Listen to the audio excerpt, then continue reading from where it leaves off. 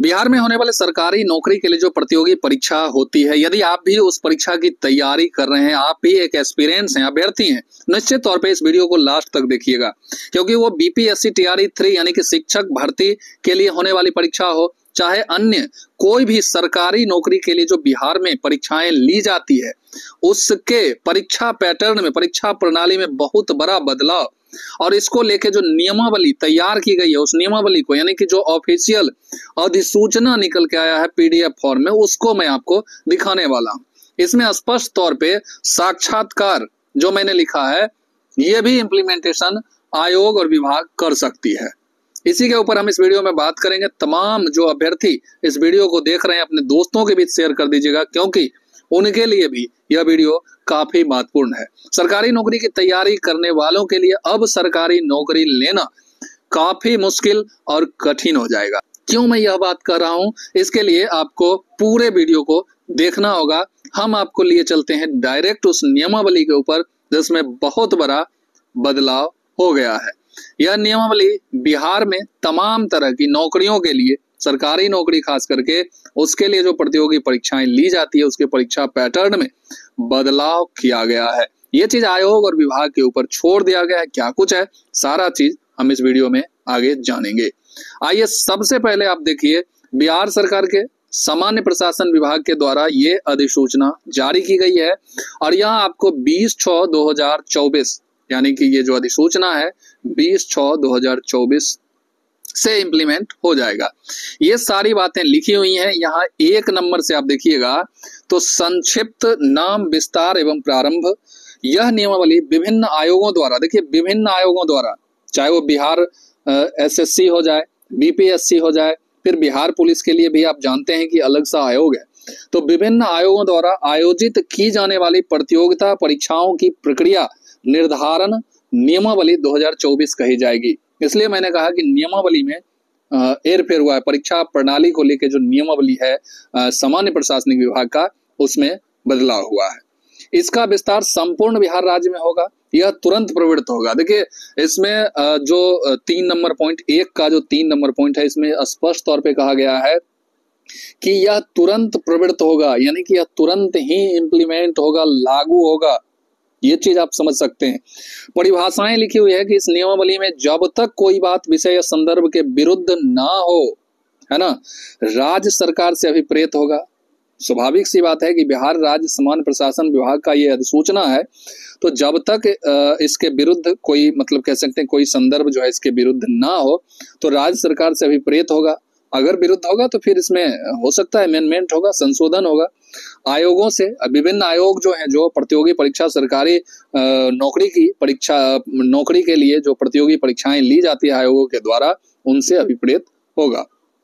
बिहार राज्य के अधीन सरकारी सेवाओं में नियुक्ति हेतु प्रतियोगिता परीक्षा आयोजित करने वाले सभी आयोग, है ना, और विभाग से अभिप्रेत है सामान्य प्रशासन विभाग। ये अधिसूचना स्पष्ट, अब जो मैं आपको बताने वाला हूं, चयन की प्रक्रिया, यानी कि चयन की प्रक्रिया खास करके परीक्षा की जो प्रणाली, परीक्षा का जो पैटर्न होगा, उससे आप जानिएगा तो निश्चित तौर पे मैं जो बात कहना चाह रहा हूं उसको आप समझ पाइएगा। यहाँ साक्षात्कार कहने का मतलब मैंने लिख दिया कि साक्षात्कार भी, तो इसका मतलब ये कतई नहीं है कि साक्षात्कार भी, इंटरव्यू भी आपका लिया ही जाएगा। लेकिन प्रीलिम्स और मेंस की जहां तक बात है तो वो तो हम कह सकते हैं कि लागू होगा ही होगा, लेकिन ऐसा भी मैंडेटरी रूप से कहीं भी इस नियमावली को पढ़िएगा तो उसमें नहीं लिखा हुआ है कि प्रीलिम्स और मेंस भी होगा ही। क्या कुछ लिखा हुआ, आइए अब तीसरे नंबर पॉइंट को आप जब देखिएगा तो आपको सारा जो डाउट है वो क्लियर हो जाएगा। चयन की प्रक्रिया जो है, राज्य सरकार के अंतर्गत सरकारी सेवाओं में नियुक्ति के लिए विभिन्न आयोगों द्वारा संबंधित विभागों से समन्वय स्थापित कर, देख रहे हैं, नियुक्ति, विभिन्न सेवाओं में जो नियुक्ति के लिए विभिन्न आयोगों द्वारा संबंधित विभागों से समन्वय स्थापित कर परीक्षा को यथा आवश्यक चरणों में आयोजित किया जाएगा।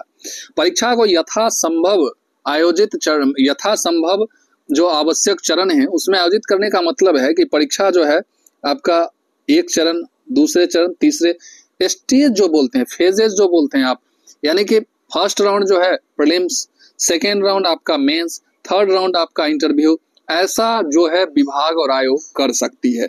ये चीजें यहाँ पर कही गई। यहाँ पर स्पष्ट ऐसा कहीं भी नहीं लिखा हुआ है कि आपका प्रीलिम्स, मेंस, इंटरव्यू होगा, लेकिन यहाँ एक चीज जरूर लिखी हुई है कि परीक्षाओं को यथा आवश्यक चरणों में आयोजित किया जाएगा। उक्त चरणों की परीक्षाओं कि ऑनलाइन अथवा ऑफलाइन माध्यम से आयोजित कराया जाएगा। तो ऑनलाइन और ऑफलाइन किसी भी माध्यम में, किसी भी मोड में आपका ये परीक्षा होगा। आवश्यकता अनुसार परीक्षा केंद्रों को पटना या उसके इर्द गिर्द जो है रखा जाएगा। अब पेपर कटिंग की हम बात करें, आज से 2 दिन पहले मैंने आपके सामने ये वीडियो भी लाया था। उसमें स्पष्ट तौर पे लिखा हुआ था कि प्रीलिम्स और मेंस, अब बिहार में जो सरकारी नौकरी के लिए जो प्रतियोगी परीक्षा होगी कोई भी, उसमें प्रीलिम्स और मेंस अब अभ्यर्थियों को देना होगा। और साथ ही साथ प्रीलिम्स के लिए तो केंद्र बना ही जाएंगे अलग अलग, लेकिन मेंस की जो परीक्षा होगी वो पटना या पटना के इर्द गिर्द ही होगी। तो ये तमाम तरह की चीजें हैं और 4-5 पॉइंट भी आप पढ़ सकते हैं।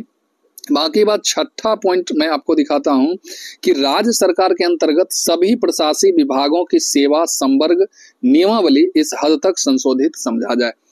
इसके कहने का मतलब हुआ कि ये जो नियमावली है, बिहार के अंदर जितने भी विभाग हैं, सरकारी नौकरी जो देती है, इसके लिए जो प्रतियोगी परीक्षा वगैरह होती है, उन तमाम तरह के प्रतियोगी परीक्षा, उन तमाम तरह के विभागों के लिए यह नियमावली जो है लागू होगा।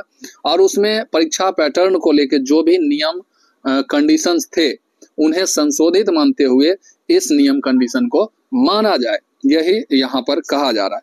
बाकी बात, इंग्लिश में भी यहाँ पर इसी पीडीएफ फॉर्म में आप देखिएगा, नीचे नोटिफिकेशन इंग्लिश में भी लिखा हुआ है।